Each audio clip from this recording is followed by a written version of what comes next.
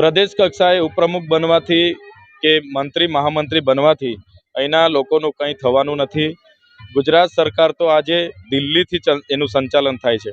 અમુક ટકા દિલ્હી બેઠેલા નેતાઓ સંચાલન કરે છે, અમુક ટકા અધિકારીઓ। અહીંના ધારાસભ્ય સાંસદ હોય એમનું જો ગુજરાત સરકારમાં ચાલત તો આજે આ પેન્ડિંગ દાવાઓ ના રહેતા।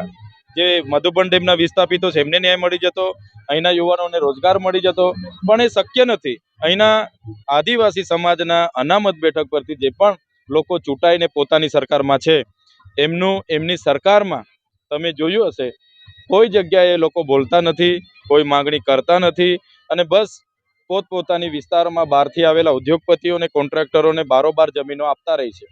એટલે એમને ઉપપ્રમુખ બનવાથી આ વિસ્તારના લોકોને કોઈ કશો ફાયદો થવાનો નથી।